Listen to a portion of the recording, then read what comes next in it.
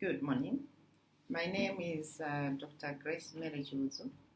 I'm the Chief Obstetrician and Gynecologist for Kamuzu Central Hospital, and I'm currently heading the Department of Obstetrics and Gynecology. What does your job include? My job essentially includes administrative and clinical. So administrative essentially to make sure that everything is in place, including human resource, including the resources and supply, that the patients are being assisted the way they should be assisted. In terms of clinical work, I offer my specialist services to the patients. Where are you from? I am Malawian, and my home district is Chiudzu, which is in the western side of Malawi, near the border with Zambia. Excellent. How did you decide to enter medicine and then a surgical subspecialty? For me to enter medicine, I think the ambition started quite when I was very young, because when I was young, going to the hospitals, I noticed that there were long queues of people waiting to be seen in the hospital. So I became inquisitive and asked, what are they waiting for? And so I was told that no, they are waiting for Dr. Awankulu. Dr. Awankulu is our vernacular language. It essentially means that a doctor. So for me, I see it, what's so special about this Dr. Awankulu? Why should patients wait in the queue for long periods of time? Then I realized that probably there are not enough of them. Then I said, okay, I'm going to be Dr. Awankulu. So that's a passion I had for medicine. And for me to be obstetrician and gynecologist, really, I wanted to know where babies come from. So when I was growing up, initially we grew up in town. So I became, as every child would be, inquisitive to find out where do babies come from. And so I went to my mother to ask, where do babies come from? And she said, no, the babies are bought from the hospital. And that made sense to me, because I would notice that people coming with babies come from the hospital. But then we had moved from town into the village. Then I noticed that women were having babies without going to the hospital. So I went back to my mom to say, but here, people don't go to the hospital to get babies. Where do babies come from? And she said, no, here in the village, they are dug from an anthill. So to me, it didn't make sense to say how, because I was a bit older then, how does it, and how does the mother know that now is the time for me to go and dig at the anthill to bring the baby? And how do they know which anthill to dig? Because there are so many anthills. So how do they know that this is the anthill to dig? And I was also noticing that the tummy would get big. And then I said, how does it happen that after digging the baby from the anthill, then the tummy gets flat? That did not make sense to me. So I went back to my mom to challenge her with the thoughts which I had. But instead of her giving me the true answer, she just brushed me off. So that, of course, I was frustrated. And I told myself that I need to find out where babies come from. I guess that's how I ended up to be an obstetrician. What do you consider to be your most valuable role in the department?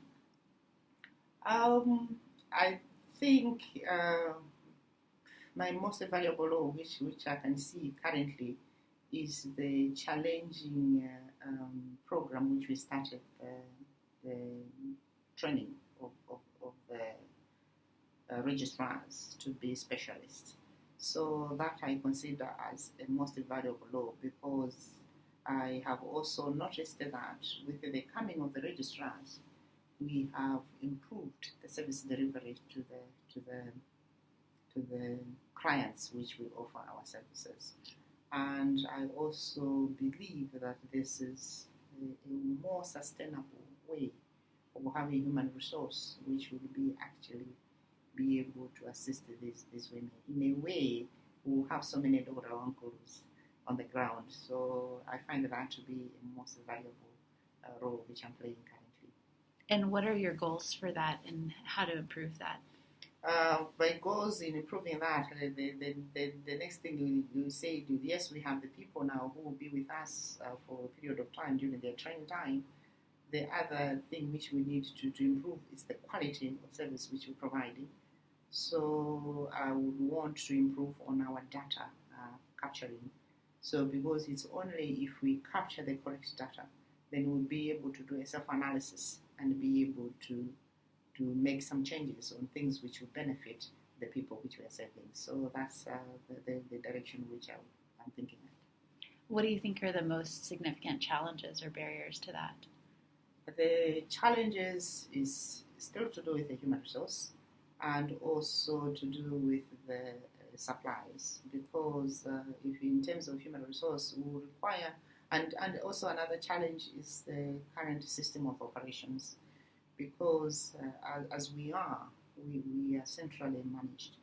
So yes, today we have the people on the ground. We might train them to do what we want them to do in capturing the data, but come tomorrow they will be moved to another place. So that is a challenge which I see, which we will have to see how we move on with that.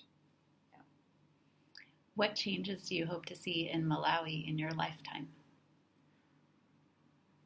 I would want to see hospitals, at least central hospitals, to be autonomous, because I really believe that if central hospitals are more autonomous, then most of the challenges we are facing currently, especially to do with the human resource, they could be resolved.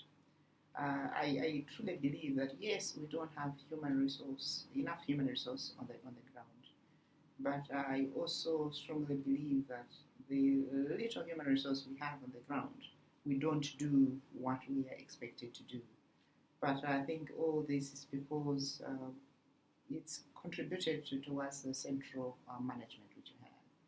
But if we are to become more autonomous, then the hospital will be able to decide who are the people who are assets to the hospital and who are the liabilities. Then their liabilities could be let off and bring in the people who will make improvements. Because I strongly believe I'm better to have 3 people who are willing to do the work rather than have 5 or 10 people who just loaf around.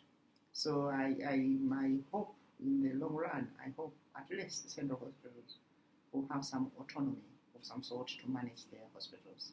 And they'll be able to plan for resources. We know resources, we don't have enough resources, but the little resources we have, it's also being abused and all sorts of things. So if we are more autonomous, everybody will be taken to be accountable to whatever they're doing on the ground. That's my hope. What advice do you have for young trainees or surgeons for going into a surgical career, particularly women? Yeah. They need to persevere. It's a male-dominated profession. They should not be intimidated by the males who might sometimes try to